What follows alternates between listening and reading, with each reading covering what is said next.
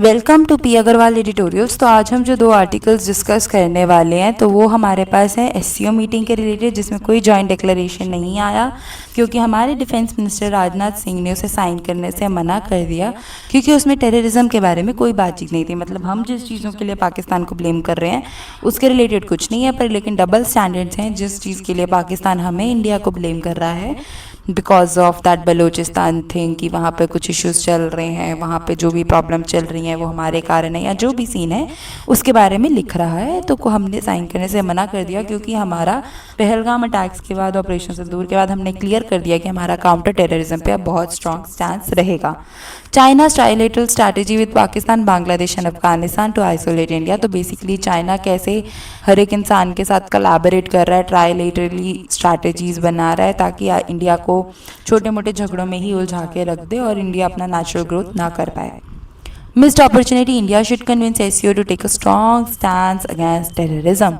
तो बेसिकली इस आर्टिकल में हम वही डिस्कस कर रहे हैं कि कैसे हमें एससीओ मेंबर्स को हमारी ये जो अपॉर्चुनिटी मिस हो गई है, कोई बात नहीं, अगर अभी एक बार मिस हो गया, हम अभी भी टाइम है, हम कन्विंस कर सकते हैं एससीओ मेंबर्स को और एक strong stand against terrorism build करें रीजनल कोऑपरेशन में।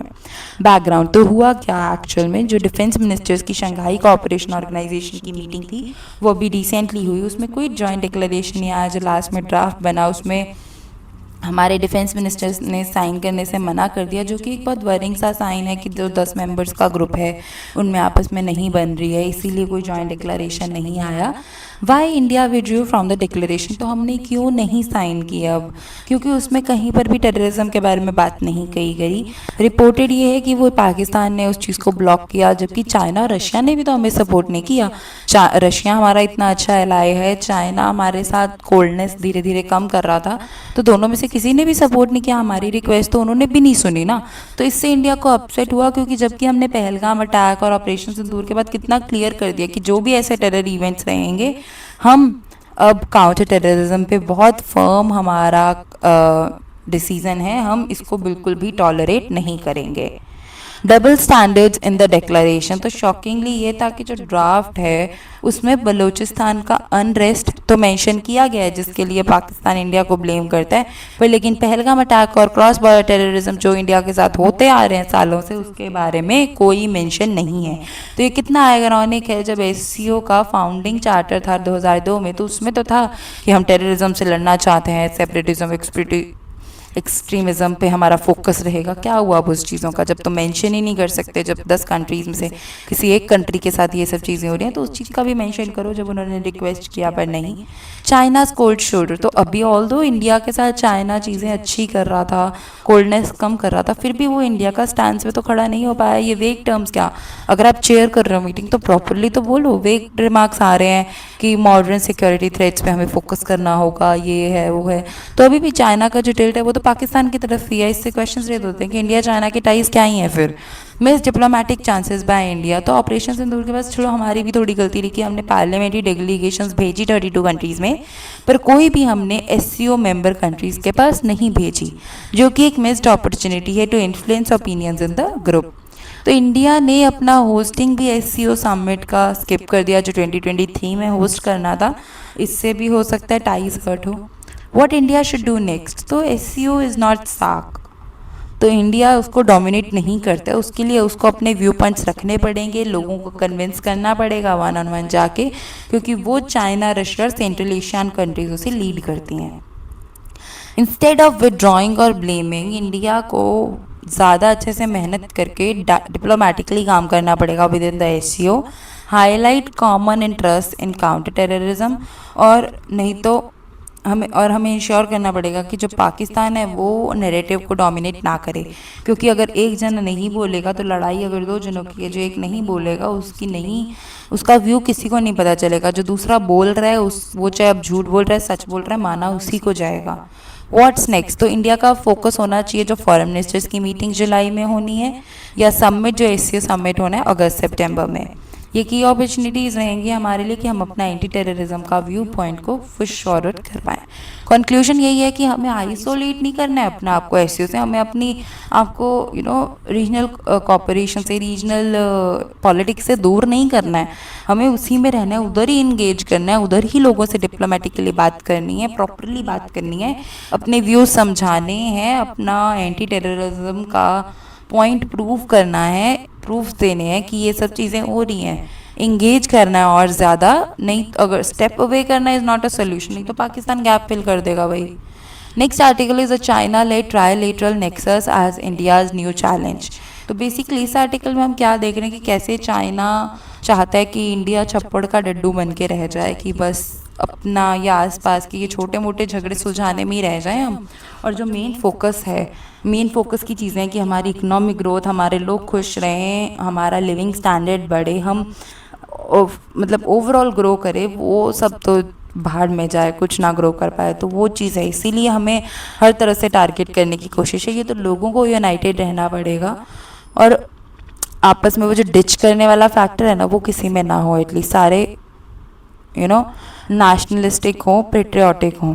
तो China recently hosted trilateral meetings with Pakistan and Bangladesh in June 2025, then Pakistan and Afghanistan in May 2025. तो मेन पर्पस इसका क्या था कि अपना इकोनॉमिक, पॉलिटिकल, सिक्योरिटी कोऑपरेशन को बूस्ट करना, स्पेशली चाइना पाकिस्तान का इकोनॉमिक कॉरिडोर को भी एक्सटेंड करना। तो ये सब क्यों मैटर कर रहे हैं इंडिया के लिए, क्योंकि चाइना की जो ट्रायलेटरल्स की स्ट्रैटेजीज है वो इसीलिए चल रही है कि हम इंडिया को आइसोलेट कर दें और पाकिस्तान को रीजनल पॉलिटिक्स में रिलेवेंट बनाया जाए, इंडिया को डिस्ट्रैक्ट कर देंगे छोटे मोटे सिक्योरिटी थ्रेट्स बना के हर तरफ से, और डिप्लोमेटिक प्रेशर्स पे डाल के, और इंडिया अपना मेन फोकस ही भूल जाए, पर ऐसा नहीं होगा। Flashback, the 1962 war and its impact. 1962 war के बाद चाइना और पाकिस्तान ने आपस में एक स्ट्रैटेजिक पार्टनरशिप बनाई to counter India. Pakistan became dependent on China's loans, जो कि $29 बिलियन तक हो चुके थे by end of 2024, and military import, जो कि 80% वेपन्स पाकिस्तान चाइना से ही ले रहा है, तो ठीक है, उसके गुण तो गाएगा ही। Diplomatic support, China protects Pakistan on global platforms like the UN। Then recent escalation, operation Sindoor, May 2025। तो इंडिया ने अभी पहलगाम टेरर अटैक पे रिस्पॉन्ड किया by striking back at Pakistan. फिर चाइना ने इंडिया के एक्शन को रिग्रेटेबल बोला और पाकिस्तान को सपोर्ट किया कि हाँ, इन्वेस्टिगेशन होना चाहिए। वाह, हम रिग्रेट करें, हम सालों से वो इतने वो कर रहे हैं, उन्हें नहीं रिग्रेट होना चाहिए था। तो Pakistan use Chinese weapons during this escalation. China और पाकिस्तान ने रीफेम किया अपना iron clad friendship right after.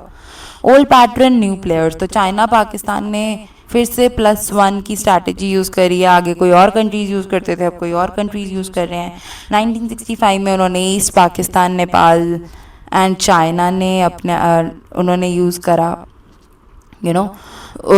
to threaten India's Silguri corridor. Then now trying the same with Bangladesh and Pakistan, Bangladesh and Afghanistan. India's response so far, तो अभी तक हमने strong military रिटालिएशंस already करे हैं। उरी का 2016, पुलवामा 2019, 2025 का Pahalgam attack, diplomatic isolation of Pakistan, हमने Indus water treaty जो है एंड कर दी थी, हॉल्ट किया ट्रेड को और पोर्ट एक्सेस को रिस्ट्रिक्ट कर दिया है। पाकिस्तान के मिलिट्री इंफ्रास्ट्रक्चर को अच्छे से टारगेट किया गया। Standing firm against China in Doklam stand off 2017, Galwan clash 2020। तो हमने स्ट्रॉन्ग पार्टनरशिप्स बिल्ड करी हैं with other nations also to counter China. India versus China influence battle in South Asia.